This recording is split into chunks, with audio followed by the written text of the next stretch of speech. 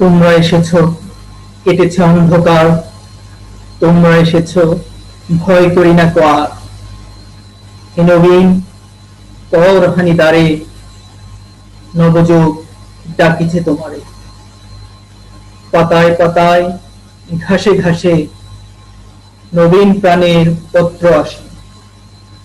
পলাশ জবায়, কনক চাপায়, অশোকে অশ্বত্থ। যুগে যুগে কালে কালে সকল কবি সাহিত্যিকরাই তরুণদের ইতিবাচক মনোভাবের জন্য, কল্যাণময় অবদানের জন্য, আত্মত্যাগের জন্য, দেশমাতৃকা তথা জাতির উদ্ধারের জন্য এই তরুণদের প্রশংসা করেছেন, তাদের স্তুতি গেয়েছেন, তাদের আগমনকে সভ্যতার জন্য কল্যাণকর চিন্তা করেছেন এবং তাদেরকে সদা সর্বদা স্বাগত জানিয়েছেন। তাই কবিদের কণ্ঠে কণ্ঠ মিলিয়ে আমিও এই নরসিংদী সরকারি কলেজ কর্তৃক আয়োজিত আজকের এই অনলাইন ক্লাসরুমে উপস্থিত সকল তরুণদের স্বাগতম জানাচ্ছি এবং আমি নিজেকে সম্মানিত বোধ করছি যে তোমাদের মতো এক ঝাঁক তরুণদের সামনে কথা বলতে পারছি। আমি আজকের উপস্থিত তরুণদের একটি কথা বলতে চাই যে আমি শুধু উপস্থিত এক ঝাঁক তরুণদের সামনেই কথা বলছি না, আমি কথা বলছি এক ঝাঁক সুপার কম্পিউটারের সামনে। সুপার কম্পিউটার কি সেটা তোমরা ভালো করেই জানো। যেই সুপার কম্পিউটার নিমিষেই অসাধ্য সাধন করতে পারে, সমাজের জন্য যুগান্তকারী অবদান রাখতে যার জুড়ি নেই। ঠিক তেমনি আমাদের এই সকল তরুণেরা তাদের মেধা, মনন, প্রজ্ঞা এবং কর্মযোগ্যতার দ্বারা প্রত্যেকে এক একটা সুপার কম্পিউটারের মতোই। শুধু সুপার কম্পিউটারই তারা নয়, তারা বরং সুপার কম্পিউটার থেকেও অধিক ক্ষমতাবান। সুপার কম্পিউটার যেমন নিমিষেই মানুষের অসাধ্য সাধন করতে পারে, সমাজের পরিবর্তনে সাহায্য করতে পারে, ঠিক তেমনি আমাদের এই তরুণরাও চাইলেই তাদের মেধা, মনন ও যোগ্যতাকে কাজে লাগিয়ে সমাজের জন্য যে কোনো অসাধ্য সাধন তারা করতে পারে, যে কোনো আত্মত্যাগ তারা স্বীকার করতে পারে। তারা শুধু নিজেদের পরিবর্তনই নয়, তারা চাইলেই সমাজ, সংসার তথা এই বিশ্ব ব্রহ্মাণ্ডকে নতুন আলোয়, ইতিবাচক আলোয় আলোকিত করতে পারে। তাই এমন এক ঝাঁক সুপার কম্পিউটারের সামনে আমি আমার দু চারটি কথা বলতে পেরে সত্যি নিজেকে সৌভাগ্যবান মনে করছি। এ পর্যায়ে এই তরুণদের সামনে আমি আমার নিজের সংক্ষিপ্ত পরিচয়টি দিতে যাচ্ছি। তোমাদের সাথে আজ কথা বলছি আমি মোহাম্মদ মুজাম্মেল হোসেন, প্রভাষক, বাংলা বিভাগ, নরসিংদী সরকারি কলেজ। আমি ৩৬তম বিসিএস এর একজন কর্মকর্তা। আজ আমি তোমাদের সাথে মূলত পরিচিতি পর্ব শেষ করব এবং একাদশ শ্রেণীর যে গদ্য আছে তা নিয়ে যদি সময় পাই তাহলে কিছুটা আলাপ সেরে নিই। আমাদের আজকের এই ক্লাসের সময় হচ্ছে 40 মিনিট।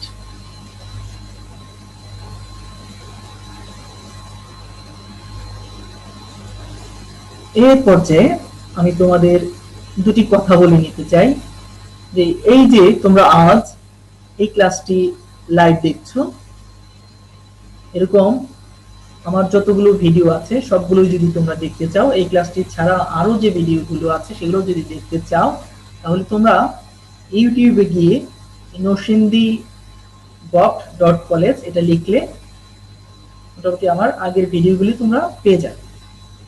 এবং তোমরা যদি আমার এই শিডিউলভুক্ত ভিডিও ছাড়াও সকল ভিডিওগুলো যেগুলো তোমাদের একাদশ এবং দ্বাদশের জন্য প্রযোজ্য সবগুলো ভিডিও যদি তুমি দেখতে চাও বা তোমরা দেখতে চাও, তাহলে ইউটিউবে গিয়ে তোমরা সার্চ করবে শান্তা খানম। আমি যেভাবে লিখে দিয়েছি স্পেলিংটা ঠিক এইভাবে, যদি এই নামে সার্চ করো তাহলে তোমরা আরেকটা চ্যানেল পেয়ে যাবে। সেখানে আমার এই নরসিংদী সরকারি কলেজ অনলাইন প্ল্যাটফর্ম ব্যতীত একাদশ এবং দ্বাদশ শ্রেণীর জন্য একাধিক অনেক ভিডিও দেওয়া আছে, সেগুলো তোমরা চাইলে দেখে নিতে পারো যদি তোমাদের মনে চায়। এই পর্যায়ে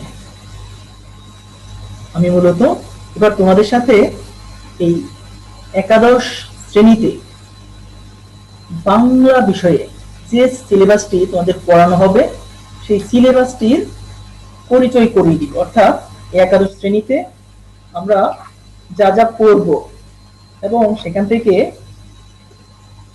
যেইভাবে প্রশ্ন আসবে পরীক্ষাতে সেই ব্যাপারগুলো নিয়ে একটু আলোচনা করব। তোমরা একাদশ শ্রেণীতে মূলত গদ্য, পদ্য, উপন্যাস এবং নাটক তোমাদের পড়তে হবে। তোমাদের সাথে আমরা আলোচনা করব। গদ্য পড়ব আমরা মোট 12টি, নামগুলো আমরা চলো জেনে নেই। প্রথমে আমরা পাবো বাংলা নব্য লেখক দিগের প্রতি নিবেদন। এটির লেখক হচ্ছেন বঙ্কিমচন্দ্র চট্টোপাধ্যায়। আমরা পাবো অপরিচিতা নামক ছোট গল্প, যেটি লিখেছেন বিশ্বকবি রবীন্দ্রনাথ ঠাকুর। আমরা পড়ব বিলাসী ছোট গল্প, এটি লিখেছেন শরৎচন্দ্র চট্টোপাধ্যায়। আমাদের সিলেবাসে রয়েছে গৃহ নামক প্রবন্ধ, যেটি লিখেছেন রোকেয়া সাখাওয়াত হোসেন। আমরা আরো পাবো আহ্বান নামক গল্প, যার লেখকের নাম হচ্ছে বিভূতিভূষণ বন্দ্যোপাধ্যায়। আমাদের সিলেবাসে রয়েছে আমার পথ নামক প্রবন্ধ, যেটি লিখেছেন আমাদের জাতীয় কবি কাজী নজরুল ইসলাম। আমরা পড়ব মানব কল্যাণ, যার লেখকের নাম হচ্ছে আবুল ফজল। আমরা পড়ব মাসি পিসি গল্প, যেটি লিখেছেন মানিক বন্দ্যোপাধ্যায়। আমরা পড়ব 52 দিনগুলি, যেটি লিখেছেন আমাদের জাতির জনক বঙ্গবন্ধু শেখ মুজিবুর রহমান। আমাদের সিলেবাসে রয়েছে রেইনকোট নামক গল্প, যার লেখক হচ্ছেন আখতারুজ্জামান ইলিয়াস। আমরা আরো পড়ব মহাজাগতিক কিউরেটর, যেটা লিখেছেন মোহাম্মদ জাফর ইকবাল। সর্বশেষ আমরা যে গল্পটি পড়ব সেটি হচ্ছে নেকলেস। এটি একটি বিদেশি গল্পের অনুবাদ, লিখেছেন গিদো মুফাসা। এই হচ্ছে আমাদের সিলেবাসভুক্ত 12টি গদ্যের নাম।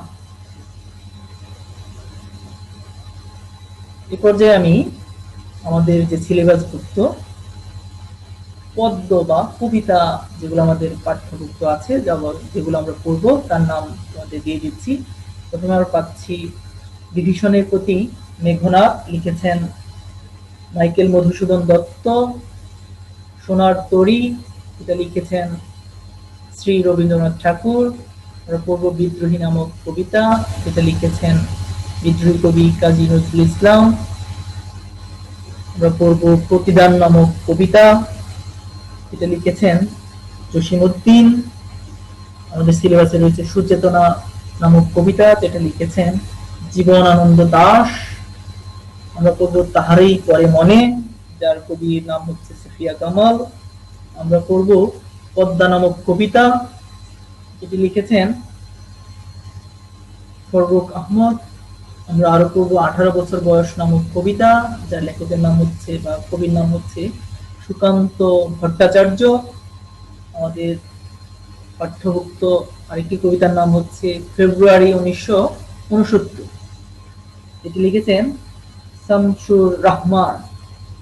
আমরা আরো পড়ব আমি কিংবদন্তির কথা বলছি, এটা লিখেছেন আবু জাফর ওবায়দুল্লাহ। আমরা আরো পড়ব নুরুদ্দিনের কথা মনে পড়ে যায়, যার লেখকের নাম হচ্ছে, যার কবির নাম হচ্ছে সৈয়দ শামসুল হক। আমরা পড়ব ছবি নামক কবিতা, যার কবির নাম হচ্ছে আবু হেনা মোস্তফা কামাল। এই হচ্ছে আমাদের সিলেবাসভুক্ত 12টি কবিতা। এরপর যে আমরা উপন্যাস এবং নাটকের নাম জানবো। আমরা লাল সালু বলে একটি উপন্যাস পড়ব, যার লেখকের নাম হচ্ছে সৈয়দ ওয়ালিউল্লাহ। আমরা পড়ব সিরাজউদ্দৌলা নাটক, যার নাটকের নাম হচ্ছে সিকান্দার আবু জাফর। এই হচ্ছে আমাদের সিলেবাসভুক্ত গদ্য, কবিতা, উপন্যাস এবং নাটক। এই পর্যায়ে আমরা এই বাংলা প্রথম পত্রে কোন আঙ্গিকে, কোন প্যাটার্নে ওদের প্রশ্ন পরীক্ষাতে আসবে সেই ব্যাপারে একটু আলোকপাত করব। মানবন্টনটা জেনে রাখা খুবই গুরুত্বপূর্ণ, কেননা তুমি যদি এই ব্যাপারটা তোমার মাথায় রাখো, সেই অনুযায়ী তোমার পরীক্ষার প্রিপারেশন নিতে সুবিধা হবে। তাহলে তোমার প্রিপারেশন খুব নিখুঁত হবে, টু দা পয়েন্ট হবে। তখন পরীক্ষাতে তুমি খুব ভালোভাবে সবগুলো প্রশ্নের খুব সহজ আনসার বা সহজ সমাধান তুমি দিতে পারবে, যদি তুমি মান বন্টনের আলোকে প্রিপারেশন নিয়ে যাও। আর যদি তুমি মান বন্টন সম্বন্ধে খুব ভালো ধারণা না রাখো, তাহলে অনেক সময় তোমার পরীক্ষাতে গিয়ে ভালো প্রিপারেশন থাকার পরও সমস্যা তৈরি করতে পারে। তার জন্য এই মান বন্টন ব্যাপারটি খুবই গুরুত্বপূর্ণ, এটার প্রতি সবসময় একটু খেয়াল রাখবে।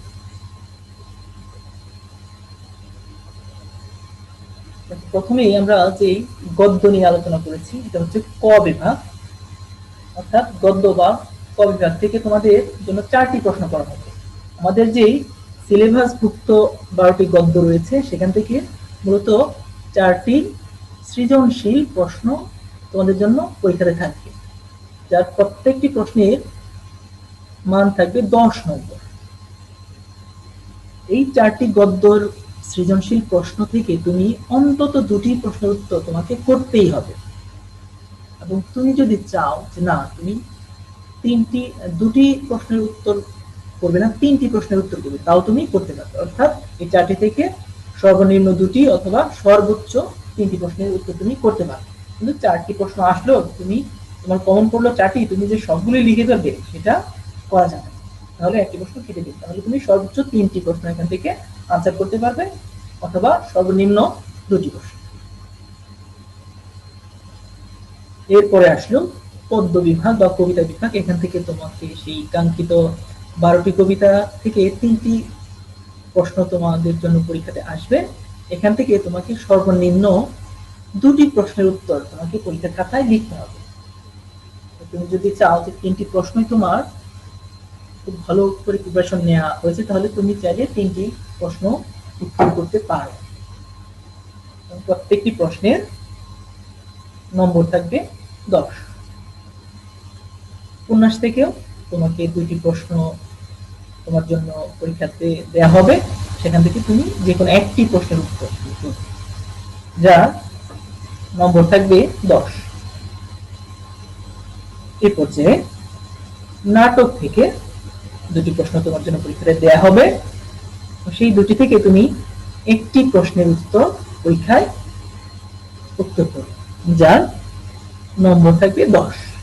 এই হচ্ছে আমাদের কাঙ্ক্ষিত 70 নম্বরের সৃজনশীল প্রশ্নের প্যাটার্ন। আর বাকি যে 30 থাকবে সেটা তুমি 30 নম্বরে এমসিকিউ প্রশ্ন পাবে।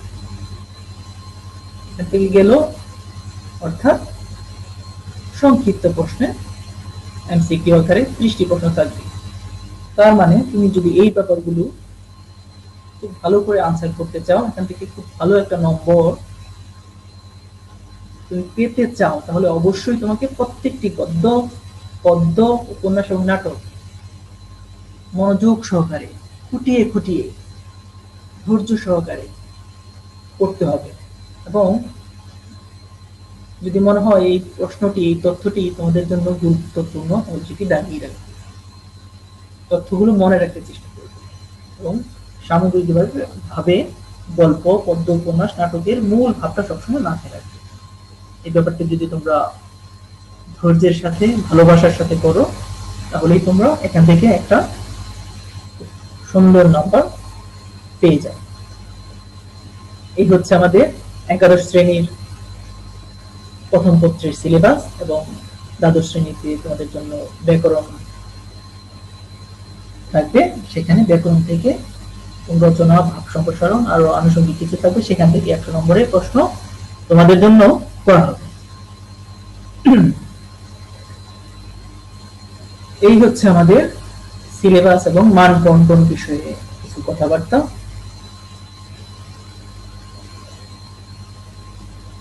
আজ হচ্ছে আমরা করোনা ভাইরাস জনিত সমস্যা বা অবস্থার কারণে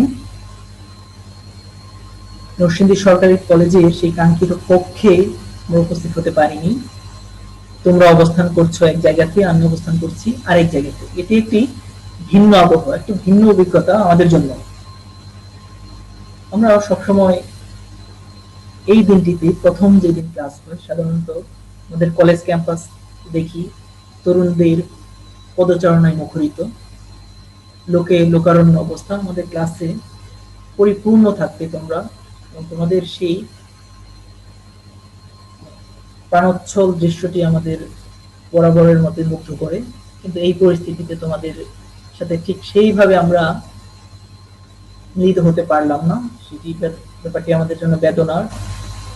যা হোক, অবস্থা বুঝে ব্যবস্থা নেয় বুদ্ধিমানের কাজ। তার জন্যই তোমাদের জন্য এই অনলাইন ব্যবস্থার আয়োজন করা হয়েছে।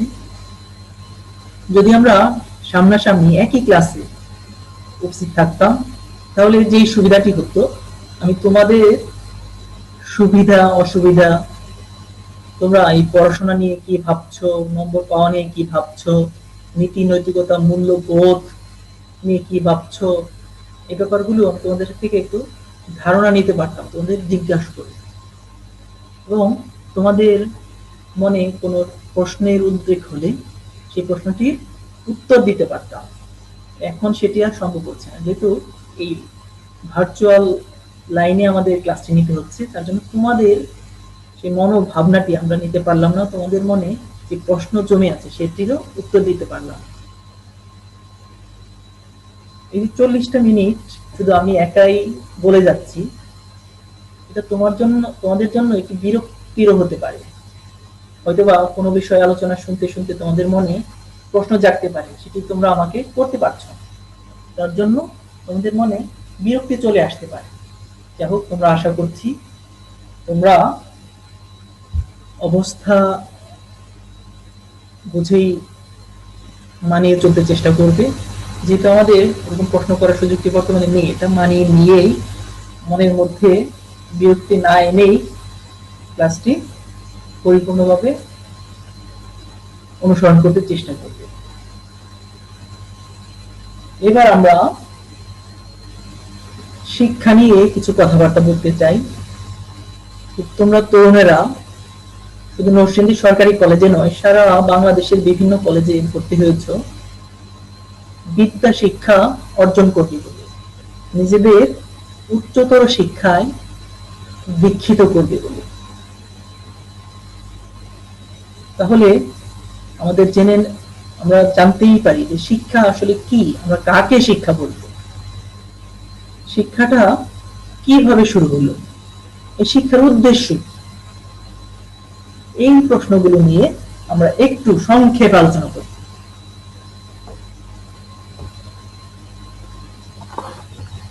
প্রথমে আমরা শিক্ষার ব্যাপারে দুজন গ্রিক দার্শনিকের সংজ্ঞার সাথে পরিচিত হব, মানে তারা শিক্ষা বলতে কি বোঝাতে চেয়েছেন। প্রথমে আমরা চলে যাই সক্রেটিসের সংজ্ঞা। তোমরা জানো তিনি ছিলেন সর্বকালের সর্বশ্রেষ্ঠ একজন গ্রিক দার্শনিক। তার মতে শিক্ষা হলো মিথ্যার অপনোদন ও সত্যের বিকাশ, অর্থাৎ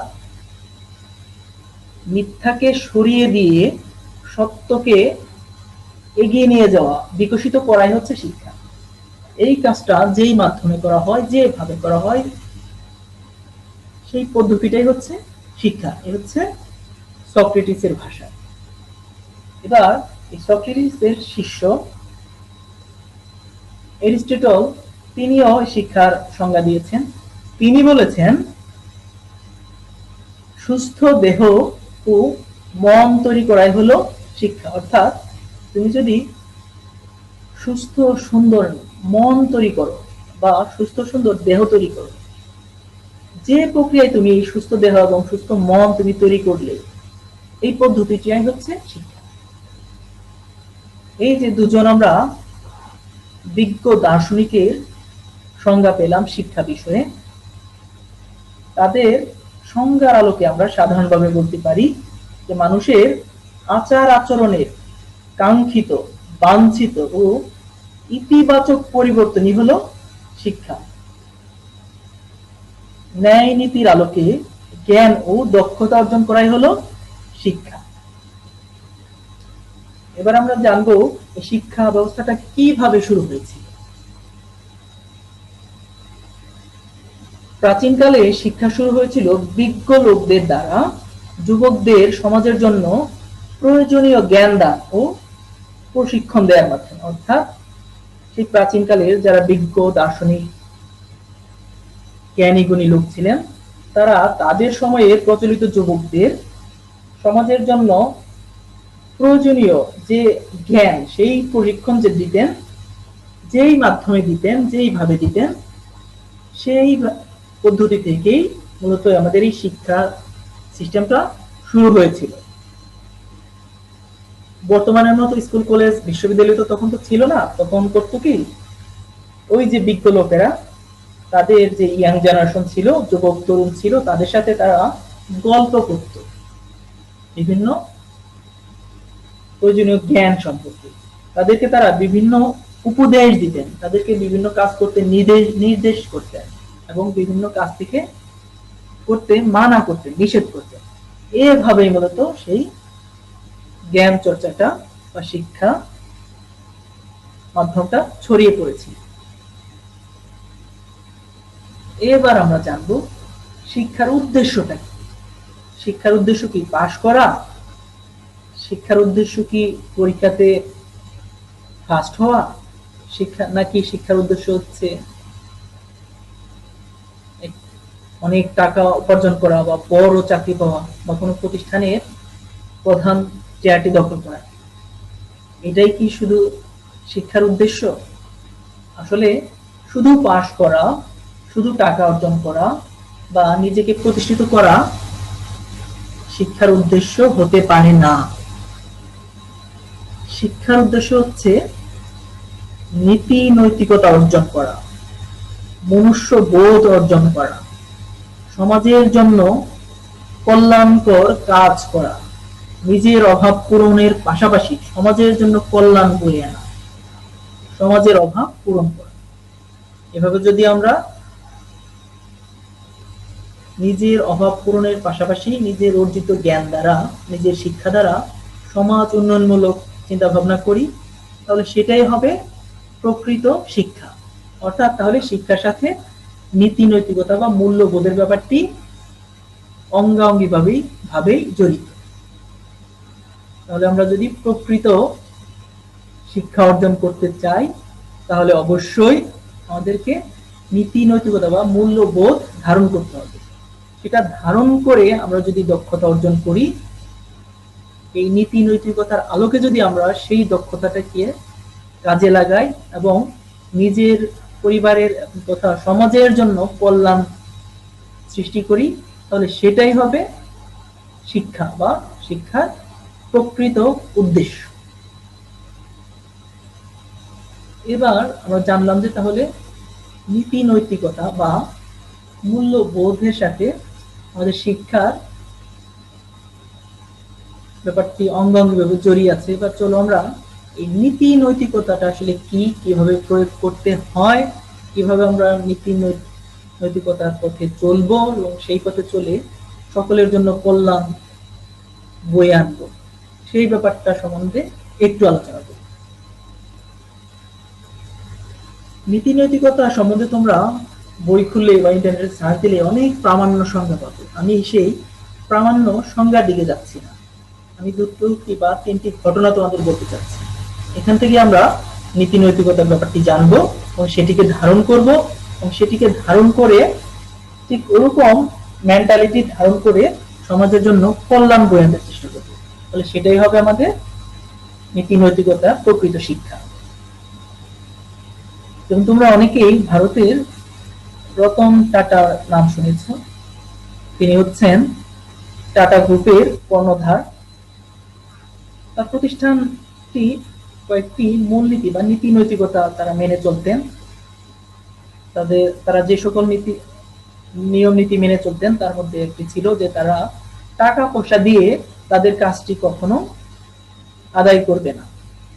তাদের কাজ সফল হোক বা না হোক, এই কাজটি সফল করার জন্য অন্য কাউকে কোনো তারা অতিরিক্ত টাকা পয়সা দিবে না। দ্বিতীয়ত, তারা কখনো তাদের ট্যাক্স সরকারকে তারা তাদের ব্যবসার বিনিময়ে যে ট্যাক্স দেন সেখানে তারা সরকারকে সেই টাকা ফাঁকি দিবে না। তো একবার একটি ঘটনা ঘটেছিল যে রতন টাটার যে হিসাব রক্ষণ কর্মকর্তা প্রধান যিনি ছিলেন, তিনি একবার রতন টাটাকে বাৎসরিক হিসাব নিকাশ শেষে টাটাকে বললেন যে স্যার, আমরা যদি আইনের এই পথে চলি তাহলে আমরা চাইলে আইন মেনেই সরকারকে বিশাল একটি অঙ্ক ট্যাক্স না দিতে পারি, মানে অল্প বিশাল একটি অঙ্কের ট্যাক্স আমরা কম দিতে পারি, কিন্তু সেটা আইন মেনেই। এবার রতন টাটা সেই কর্মকর্তাকে জিজ্ঞেস করলেন, আচ্ছা আমরা যে বিশাল একটি অঙ্কের ট্যাক্স সরকারকে দিচ্ছি না, এটা কি আমাদের আইনে আসলে আইন কি মেনে চলে, আইন কি এটা বলে? উনি বলেন হ্যাঁ, এটা আইন মেনেই আমরা এটা করেছি, এক্ষেত্রে আইনের কোনো ব্যত্যয় ঘটানো হয়। আবার বললেন, এই যে আমরা সরকারকে বিশাল অঙ্কের টাকা ট্যাক্স দিচ্ছি না, তাহলে সরকার কি আমাদের ধরতে পারবে? সেই বড় কর্মকর্তা ট্যাক্স প্রধান হিসাব রক্ষণ কর্মকর্তা বললেন, না, আমরা যেহেতু আইন মেনেই আইনের বিভিন্ন ফাঁক গলিয়ে এই ব্যবস্থাটা বের করেছি, সরকার আমাদের ধরতে পারবে না, সরকার আমাদের কিছুই বলতে পারবে না এই বিশাল অঙ্কের ট্যাক্স না দিলে। শেষ প্রশ্নটি তিনি করলেন, আচ্ছা ঠিক আছে, এই জানি বিশাল অঙ্কের টাকা ট্যাক্স সরকারকে দিচ্ছি না আইনের ফাঁক গলিয়ে, কিন্তু আমি কি আমার সৃষ্টিকর্তাকে ফাঁকি দিতে পারবো? তিনি কি ধরতে পারবেন না যে আমি আইনের মারপেচ দেখিয়ে বিশাল একটি পরিমাণ ট্যাক্স সরকারকে ফাঁকি দিলাম? এরপর সেই প্রধান হিসাব রক্ষণ কর্মকর্তা লজ্জিত হলেন। তিনি বললেন যে না, ঠিক আছে, দুঃখিত স্যার, আমার ভুল হয়েছে, এরপর আমরা আর আইনের হাত গলিয়ে হলেও একটি টাকাও সরকারকে আর কম দিতে চেষ্টা করব। এই যে রতন টাটা আইনের তোয়াক্কা না করে সঠিক ট্যাক্সটি সরকারকে দিলেন, কেননা এই ট্যাক্সের টাকাই দেশ চলবে, দেশের জনগণের উন্নয়ন করা হবে, দেশের হতদরিদ্রদের ভরণ পোষণ করা হবে ওই ট্যাক্সের টাকাতে। এই জিনিসটি হচ্ছে নৈতিকতা। আমরা আরো একটি ঘটনা বর্ণনা করছি। একবার অলিম্পিক গেমের একটি প্রতিযোগিতায় বিভিন্ন অ্যাথলেটরা অংশগ্রহণ করলেন। সেখানে ছিল বিভিন্ন দেশের অ্যাথলেট। সেখানে একটি নিয়ম ছিল, সারা মাঠটি দৌড়ে এসে শেষ একটি লাল গালিচা দেওয়া থাকবে, সেটি অতিক্রম করে তাকে কাঙ্ক্ষিত লক্ষ্যে পৌঁছতে হবে। কিন্তু এই ব্যাপারটি আফ্রিকা থেকে যে অ্যাথলেটটি এসেছিল সে ভালোভাবে জানে। কিন্তু সেই আফ্রিকা থেকে আগত অ্যাথলেটটি দৌড়ের দক্ষতা খুব বেশি। দৌড় যখন শুরু হলো, সে অনায়াসে সবাইকে খুব সহজেই অনেক পিছনে ফেলে এসে সেই লাল গালিচার সামনে এসে থেমে গেল। তিনি ভেবেছিলেন যেহেতু লাল গালিচায় আমি পা দিয়ে ফেলেছি, তার মানে আমি প্রথম হয়ে গিয়েছি। তিনি উল্লাস শুরু করে দিলেন, হইচই চিল্লাচিল্লি শুরু করে দিলেন। পিছনে ছিল ইংল্যান্ডের একজন অ্যাথলেট। তিনি দেখলেন ওই লোকটি তো অজ্ঞতাবশত ওখানেই থেমে গিয়েছে, কিন্তু তাকে তো অবশ্যই ওই লাল গালিচাটি পাড়ি দিতে হবে। তিনি পিছনে থেকে আফ্রিকান অ্যাথলেটকে স্মরণ করে দিলেন, তুমি দৌড়াও দৌড়াও, ওখানে থেমে থেকো না, তোমাকে ওই লাল গালিচাটি অবশ্যই পাড়ি দিতে হবে। কিন্তু সেই আফ্রিকান লোকটি আসলে এতটাই বেশি আনন্দে আহ্লাদিত হয়ে গিয়েছিল যে সে তার কথায় কর্ণপাতই করছিল। অতঃপর সেই ইংল্যান্ডের সে অ্যাথলেট সেই আফ্রিকান প্রতিযোগীকে ধাক্কা দিয়ে অনেকটা জোর করেই সেই লাল গালিচাটাকে পার করে দিল। তখন দেখা গেল সেই আফ্রিকান লোকটি প্রথম হলো এবং যে ইংল্যান্ডের প্রতিযোগী ছিলেন তিনি দ্বিতীয় হলেন। এভাবে এই প্রতিযোগিতা শেষ হয়ে গেল। দেখা গেল পুরস্কার বিতরণ অনুষ্ঠান শেষে সাংবাদিকরা সেই ইংল্যান্ডের যে প্রতিযোগী তাকে জিজ্ঞেস করলেন, তুমি তো চাইলে খুব সহজেই এই প্রতিযোগিতায় প্রথম হতে পারতে, কিন্তু হলে না কেন? তখন তিনি সাংবাদিকদের উত্তর দিলেন, পৃথিবীর এমন কোন পুরস্কার নেই যার মূল্য আমার মায়ের শেখানো নীতি নৈতিকতা থেকে বেশি। আমার মা আমাকে শিখিয়েছিলেন যে কখনোই অন্যের অজ্ঞতা সুযোগ নিয়ে সুবিধা নিবে না, অন্যের অজ্ঞতাকে কেন্দ্র করে তার কাছ থেকে ফায়দা লুটবে না। তাহলে আমি যদি ওই লোকটির অজ্ঞতাকে কেন্দ্র করে আমি প্রথম হয়ে যেতাম, তাহলে আমি আমার বাসায় কি আমার মাকে কি উত্তর দিতাম? আমার মা তো বলতো, তুমি তো জানতে, ওই লোকটি না জানলেও, যে ওই লাল গালিচাটি পার হলেই তুমি প্রথম হতে পারবে। ওই লোকটি জানলো না, তাই বলে তুমি এই সুযোগ নিয়ে নিজে প্রথম হয়ে গেলে।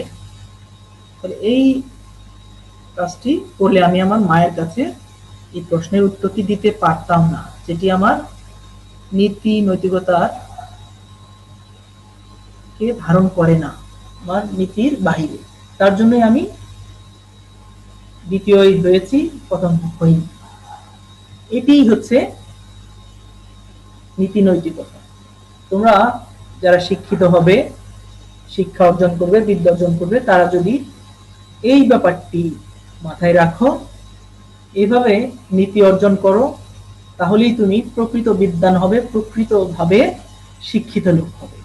তোমার দ্বারা দেশ, পরিবার, সমাজ, সংসার উপকৃত হবে। আর এই নীতি নৈতিকতা বাদ দিয়ে তুমি যদি শুধু ফার্স্ট হওয়ার কথা চিন্তা করো, তুমি যদি শুধু চাকরি পাওয়ার কথা চিন্তা করো, বড় চেয়ার পাওয়ার কথা চিন্তা করো, তাহলে তুমি আসলে শিক্ষিত হবে ঠিকই, কিন্তু তোমার সেই শিক্ষা পূর্ণতা পাবে না। সেই শিক্ষা আসলে প্রকৃত শিক্ষা নয়, সেটা সমাজ সংসারের জন্য কোনো কল্যাণ বয়ে আনবে না। এবার আমরা জানতে চেষ্টা করব, এই যে একবিংশ শতাব্দীতে আমরা বাস করছি, এটা মূলত বিজ্ঞানের যুগ। বিজ্ঞানের নানান আবিষ্কারের কারণে আমাদের সমাজ সংসার অনেক বেশি আমরা উপকৃত হয়েছি।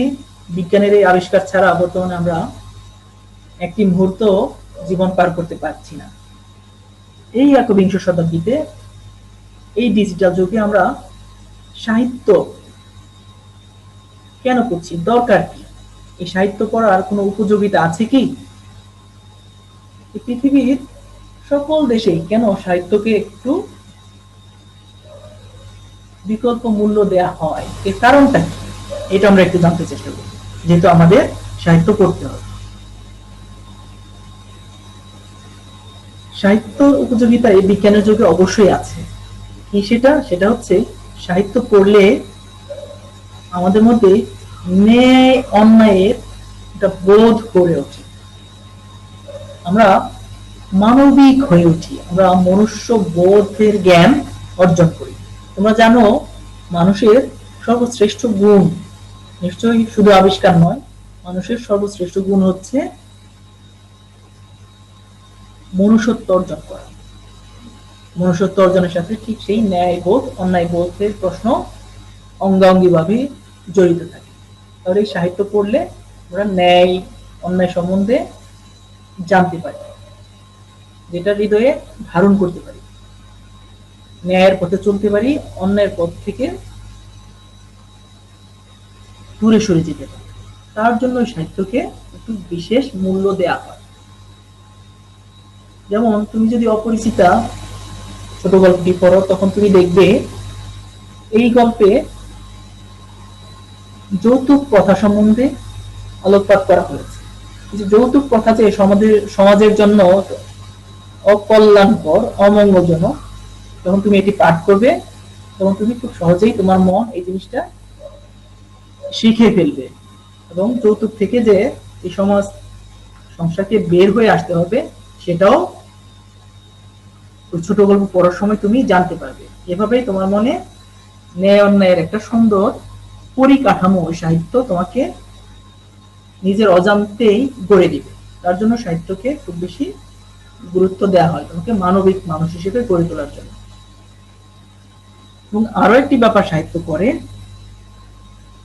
বিজ্ঞান ইতিহাস তোমাদেরকে যে সত্য শিখায় সেই সত্যটি সাধারণত সময়ের আবর্তে মিথ্যাও হয়ে যেতে দেখা যায়, কিন্তু এই সাহিত্য থেকে তুমি যে সত্যটি শিখবে সেটি কালের আবর্তেও নষ্ট হয় না, সত্য সত্যই থেকে যায়। যেমন বিজ্ঞানের একটি ব্যাপার খেয়াল করো, প্রথমে আমরা জানলাম বস্তুর ছোট টুকরোকে আমরা বলছি অণু, তারপরে জানলাম না অণুকে আরো ভাগে ভাগ করা যায়, সেটি হচ্ছে পরমাণু। এরপর বর্তমানে আমরা দেখলাম এই পরমাণুকে আবার 3টি ভাগে ভাগ করছি, আলফা, বিটা এবং গামা। তার মানে দেখা গেল বিজ্ঞানের সত্য কালের আবর্তে পরিবর্তিত হচ্ছে। আবার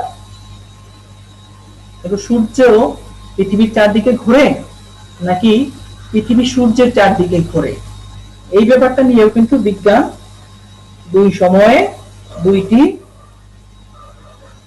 তথ্য দিয়েছিল। কোপারনিকাস এর আগে যে বিজ্ঞান ছিল তখন তারা বলতো যে পৃথিবীর চারদিকে সূর্য ঘোরে, কিন্তু বিজ্ঞানী কোপারনিকাস এসে তিনি বললেন যে না, এই পৃথিবী সূর্যের চারদিকে ঘোরে। তার মানে এখান থেকে সত্য পরিপূর্ণভাবে আমরা পেলাম না, কালের আবর্তে ভিন্ন হয়ে গেল। তেমনি ইতিহাস যে কোন একটি ঘটনা নিয়ে, কোন একটি যুদ্ধ নিয়ে যে ইতিহাস রচিত হয়, যে দেখা গেল যারা জয়লাভ করে এবং যারা পরাজিত হয় তাদের দুই পক্ষের ইতিহাস দুরকম, মানে সত্যটা পরিপূর্ণভাবে ওখান থেকে বেরিয়ে আসে না। যেমন আমাদের মহান মুক্তিযুদ্ধ নিয়ে আমাদের বাংলাদেশের যে ইতিহাস সেটা অনেকটা গৌরবের ইতিহাস, আমরা যেটাকে ধারণ করি, কিন্তু পাকিস্তান এই মুক্তিযুদ্ধ নিয়ে যে ইতিহাস রচনা করেছে সেটা কিন্তু তারা আমাদের এই মহান মুক্তিযুদ্ধকে অতটা মূল্যায়ন করছে না, এটা নিয়ে তারা মিথ্যাচার করছে। তাহলে এখানেও ইতিহাস থেকে আমরা প্রকৃত সত্য পাই না। কিন্তু তুমি যদি সাহিত্য পড়ো, সাহিত্য পাঠ করো, এখান থেকে তুমি যে সত্য পাবে সেটা কালের আবর্তেও পরিবর্তিত হবে না,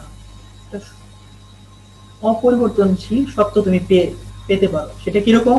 যেমন নীলকরদের অত্যাচারের কাহিনী নিয়ে রচিত হয়েছিল নীল দর্পণ নাটক। সেখানে নীলকরদের অত্যাচার, অন্যায় এর যে বর্ণনা করা হয়েছে সেটা সেই যুগেও যেমন সত্য ছিল, আজকের দিনেও সেটা সত্য এবং ভবিষ্যতেও সেটা সত্যই থাকবে।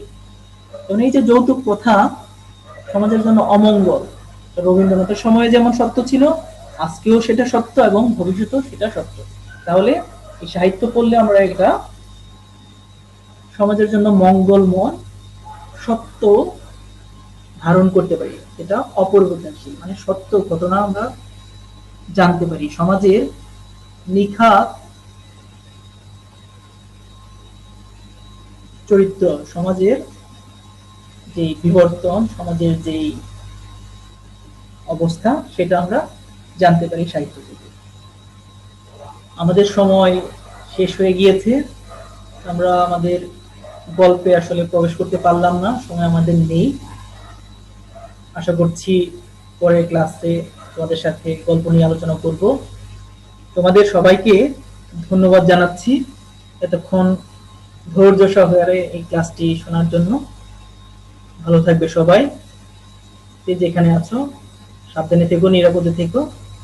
এই শুভকামনা জানিয়ে আজকের মতো এই ক্লাস এখানেই শেষ করছি।